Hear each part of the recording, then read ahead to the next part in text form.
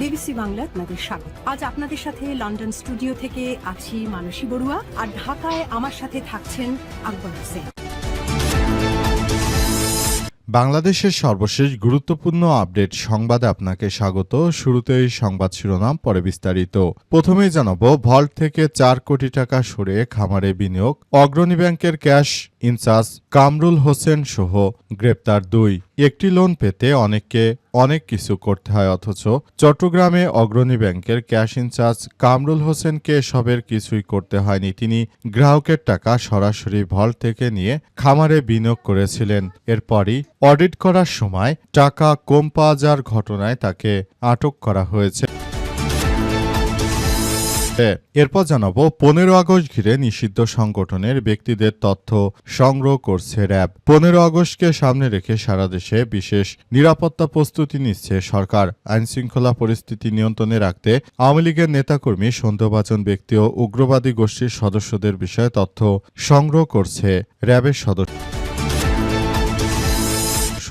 এদিকে বহু বছর পর নাকি যোগ্য ব্যক্তিকে রাষ্ট্রপতি হিসেবে পাচ্ছি, জানালেন আসিফ নজরুল। বাংলাদেশের নতুন রাষ্ট্রপতি হিসেবে বিএনপির মহাসচিব মির্জা ফখরুল ইসলাম আলমগীরকে অভিনন্দন জানিয়েছেন সাবেক আইন উপদেষ্টা অধ্যাপক ড আসিফ নজরুল। সামাজিক যোগাযোগ মাধ্যম ফেসবুকে দেয়া এক পোস্টে তিনি মির্জা ফখরুলকে রাষ্ট্রপতির পদে সব দিক দিয়ে যোগ্য ব্যক্তি হিসেবে উল্লেখ করেছেন। এবারে জানাবো, দিল্লির আমন্ত্রণে তারেক রহমান ভারত সফরে যাবেন কিনা কি মনে হয়। আগামী মাসে ভারতের নয়াদিল্লিতে অনুষ্ঠিত হচ্ছে অষ্টাদশ ব্রিক্স সম্মেলনে বাংলাদেশের প্রধানমন্ত্রী তারেক রহমানের যোগ দেওয়ার আমন্ত্রণ জানিয়েছে ভারত। তবে তারেক রহমান যাবেন কিনা সেটি নিয়ে আপনার কি মনে হয় বন্ধুরা? তারেক রহমান কি যাবে নাকি যাবে না, কমেন্ট করে জানিয়ে দিন। এবং সর্বশেষ জানাবো, গ্রেপ্তারি পরোয়ানা মাথায় নিয়ে দেশে ফিরলেন নেপালের সাবেক প্রধানমন্ত্রী। দুর্নীতির মামলায় গ্রেপ্তারি পরোয়ানা জারি থাকা সত্ত্বেও দেশে ফিরেছেন নেপালের সাবেক প্রধানমন্ত্রী শের বাহাদুর দেওবা। আজ চিকিৎসার জন্য বিদেশে যাওয়ার প্রায় 6 মাস পর দেশে ফিরলেন 80 বছর বয়সী এই প্রবীণ নেতা। প্রিয় দর্শক, এতক্ষণ শুনছিলেন সংবাদ শিরোনাম, এবারে বিস্তারিত। তবে তার আগে বন্ধুরা, অনুরোধ থাকবে এই সংবাদটিতে একটি লাইক দিন। এই চ্যানেলে আপনি নতুন হয়ে থাকলে আমাদের সংবাদটি দেখতে দেখতে চ্যানেলটি সাবস্ক্রাইব করে রাখুন। কমেন্ট করে বন্ধুরা আপনার মূল্যবান মতামত জানিয়ে দিন আপনি বিশ্বের কোন দেশ থেকে বা বাংলাদেশের কোন স্থান থেকে আমাদের সংবাদটি দেখছেন এবং শুনছেন। আর বন্ধুরা, সংবাদটি আপনার সোশ্যাল মিডিয়া ফেসবুকে শেয়ার করে বন্ধুদেরও দেখার সুযোগ করে দিন। গাজা যুদ্ধে আপনি যদি নিরীহ ফিলিস্তিনিদের ভালোবেসে থাকেন, কমেন্টের মাধ্যমে পুরো বিশ্ববাসীকে সেটি জানিয়ে দিতে পারেন। এবারে বিস্তারিত। ভল্ট থেকে 4 কোটি টাকা সরিয়ে খামারে বিনিয়োগ, ব্যাংকের ক্যাশ ইনচার্জ সহ গ্রেপ্তার 2। একটি লোন পেতে গ্রাহককে কতই না কত কিছু করতে হয়। দৌড়াতে গিয়ে ক্ষয় হয় জুতার তলা, তার উপর এই কাগজ সেই কাগজ দিতে দিতে গলদর্গম্য হতে হয়। তবু লোন পাওয়া যাবে কিনা, ব্যবসায় বিনিয়োগ করতে পারবেন কিনা সেটির নিশ্চয়তা থাকে না। তবে চট্টগ্রামে অগ্রণী ব্যাংকের ক্যাশ ইনচার্জ কামরুল হোসেন এসব কিছুই করতে হয়নি তাকে। গ্রাহকের টাকা সরাসরি ভল্ট থেকে তিনি নিয়ে আসলে খামারে তিনি বিনিয়োগ করেছেন। এই ঘটনার মধ্য দিয়ে আসলে দেশের মধ্যে যে এক ভয়াবহ বিপর্যয়কর পরিস্থিতির সৃষ্টি হয়েছিল, অগ্রণী ব্যাংকের এত বিপুল পরিমাণ টাকা তিনি সরিয়ে ফেলেছেন, সেটি আসলে সবার জন্য খুবই এক ভয়াবহ বিপর্যয়কর অধ্যায় হিসেবে দাঁড়িয়েছে। অবস্থায় সবাই যার যার জায়গা থেকে বলতে শুরু করেছে যে আসলে বর্তমান সময়ে কি শুরু হয়েছে। বর্তমান সময়ে আমরা যেদিকে তাকাই সেদিকেই এই ঘটনাগুলো দেখতে পাচ্ছি যে বর্তমান সরকার পুরোপুরি তারা ব্যর্থতার দিকে চলে যাচ্ছে। সরকার আসলে এই মুহূর্তে দেশের আইন শৃঙ্খলা পরিস্থিতি এতটাই খারাপ করে দিয়েছে যে দেশের মধ্যে প্রতিনিয়ত এই ধরনের জঘন্যতম ঘটনাগুলো ঘটতে শুরু করেছে। দেশের মধ্যে আসলে যেভাবে কার্যক্রম চলছে সেটি সবার জন্য এক ভয়াবহ বিপর্যয়কর পরিস্থিতির জন্ম দিয়েছে। সবাইকে এই মুহূর্তে আরও বেশি সতর্ক থাকতে হবে। 15 আগস্ট ঘিরে নিষিদ্ধ সংগঠনের ব্যক্তিদের তথ্য সংগ্রহ করছে র্যাব। 15 আগস্টকে সামনে রেখে সারা দেশে বিশেষ নিরাপত্তা প্রস্তুতি নিয়েছে র্যাব। আইন শৃঙ্খলা পরিস্থিতি নিয়ন্ত্রণে রাখতে নিষিদ্ধ সংগঠনের নেতাকর্মী, সন্দেহভাজন ব্যক্তি ও উগ্রবাদী গোষ্ঠীদের সদস্যদের বিষয়ে তথ্য সংগ্রহ করা হচ্ছে। পাশাপাশি সম্ভাব্য ঝুঁকি মোকাবেলায় গোয়েন্দা নজরদারিও জোরদার করা হয়েছে। র্যাবের আইন গণমাধ্যম শাখা থেকে পাঠানো এক সংবাদ বিজ্ঞপ্তিতে এসব তথ্য জানানো হয়েছে। এরপরই আসলে নতুন করে এই ধরনের বিষয়গুলো সামনে আসতে শুরু করেছে। 15 আগস্ট ঘিরে দেশের বিভিন্ন জায়গায় যারা আইন শৃঙ্খলা পরিস্থিতি অবনতি করার চেষ্টা করবে, মূলত তাদেরকেই আটক করবে র্যাবের সদস্যরা। র্যাবের পক্ষ থেকে বলা হয়েছে যে সব জঙ্গিবাদ রয়েছে, মৌলবাদ রয়েছে, পাশাপাশি তারা দেশটাকে একটি স্বৈরতন্ত্রের দিকে আবারও যারা ঠেলে দিতে চায় তাদের মূলত আটক করে জিজ্ঞাসাবাদ করা হবে, যেন দেশের মধ্যে কেউ এই ধরনের ঘটনা আর ভবিষ্যতে ঘটাতে না পারে। সেজন্য তারা বদ্ধপরিকর।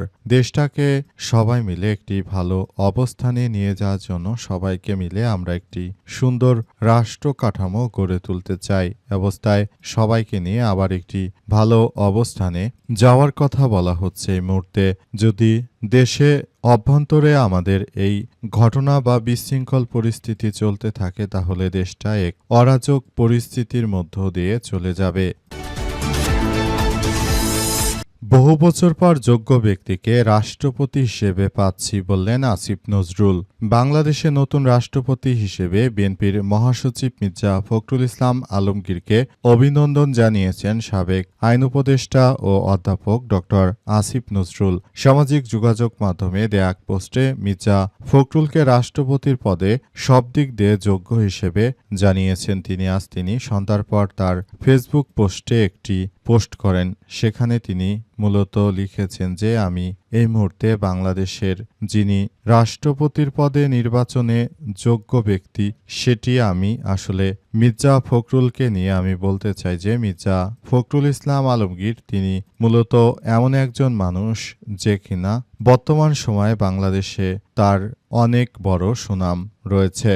তিনি দীর্ঘদিন ধরে বিএনপির রাজনীতিকে তিনি এগিয়ে নিয়ে গেছেন। মির্জা ফখরুল ইসলাম আলমগীরের মতো একজন শত যোগ্য নেতৃত্বের কাছে রাষ্ট্রপতির দায়িত্ব দেওয়াই যেতে পারে। তবে অনেকে আবার আসিফ নজরুলের এই পোস্টকে বলাবলি করছে যে আপনারা বিএনপির সঙ্গে আঁতাত করে তাদেরকে ক্ষমতায় বসিয়েছিলেন। এখন মূলত এই কার্যক্রম চালানোর জন্য বিএনপির নেতাকর্মীরা আসলে যেটাই করুক না কেন আসিফ নজরুলের মতো যারা দালাল রয়েছে তারা অবশ্যই সমর্থন দেবে, এটি তার প্রমাণ। দিল্লির আমন্ত্রণে তারেক রহমান কি ভারত সফরে যাবেন? আগামী মাসে ভারতের নয়াদিল্লিতে অনুষ্ঠিত হচ্ছে অষ্টাদশ ব্রিক্স সম্মেলন। সেই সম্মেলনে বাংলাদেশের প্রধানমন্ত্রী তারেক রহমানকে যোগ দেওয়ার আমন্ত্রণ জানানো হয়েছে ভারত সরকারের পক্ষ থেকে। তবে তারেক রহমান যোগ দেবেন কিনা বিষয়টি এখনও নিশ্চিত করেন জানানো হয়নি। বাংলাদেশের পক্ষ থেকে বিষয়টি জানানো হয়নি। বিশ্বের প্রধান উদীয়মান বাজার ও উন্নয়নশীল দেশগুলোর আন্তর্জাতিক অর্থনৈতিক জোট ব্রিক্স আগামী 12 ও 13 সেপ্টেম্বর ভারতের নয়াদিল্লিতে ব্রিক্স শীর্ষ সম্মেলন অনুষ্ঠানের কথা রয়েছে। ব্রিক্সের নিয়ম অনুযায়ী বিভিন্ন আঞ্চলিক জোটের নেতাদের সম্মেলনের আউটরিচ অধিবেশনের আমন্ত্রণ জানানো হয়। তবে বুধবার পর্যন্ত ওই সম্মেলনে তারেক রহমানের যোগ দেওয়ার বিষয়ে কোনো সিদ্ধান্ত হয়নি বলে জানিয়েছে পররাষ্ট্র মন্ত্রণালয়ের মুখপাত্র শহীদুল করিম। খবর বিবিসি বাংলার। অনেকেই বলছে যে তারেক রহমানের এই মুহূর্তে ভারত যাওয়া উচিত হবে না, কারণ ভারতে গেলে তার নিরাপত্তার ব্যাঘাত ঘটতে পারে। এই মুহূর্তে তারেক রহমানকে তাই দেশ ছেড়ে ভারতে যাওয়া উচিত হবে না। আবার অনেকেই মনে করছেন যে একজন রানিং সরকারের ক্ষতি করা ভারতের পক্ষে সম্ভব নয়। সুতরাং তারেক রহমানের এই ব্রিক্স সম্মেলনে গেলে অবশ্যই তারেক রহমানের সঙ্গে ভারতের একটি ভালো সম্পর্ক হবে, যেটা বাংলাদেশের জন্য এই মুহূর্তে খুবই ইতিবাচক কিছু বয়ে আনতে পারে। তাই আমরা বিষয়গুলো নিয়ে খুবই গুরুত্ব দিচ্ছি এবং আমরা মনে করি যে আগামীতে এটি নিয়ে আরও বেশি আমরা কার্যক্রম চালিয়ে যাব। আগামীতে আমরা এসব বিষয়গুলো নিয়ে সবাইকে খুবই সতর্ক অবস্থানে থেকে তারপর এই কার্যক্রম চালিয়ে যাওয়ার কথা জানানো হয়েছে। দেশটাকে সুন্দর ও সমৃদ্ধির পথে নিয়ে যাওয়ার জন্য বিএনপি সরকার ব্যাপক কার্যক্রম চালাচ্ছে। তবে এই মুহূর্তে আসলে সবাইকে আরও বেশি সতর্ক থাকার প্রতি বলা হচ্ছে। দেখা যাক শেষ পর্যন্ত এই পরিস্থিতি কোন দিকে গিয়ে থামে, সেটি সবাইকে আরও বেশি সতর্ক থাকার জন্য বলা হচ্ছে।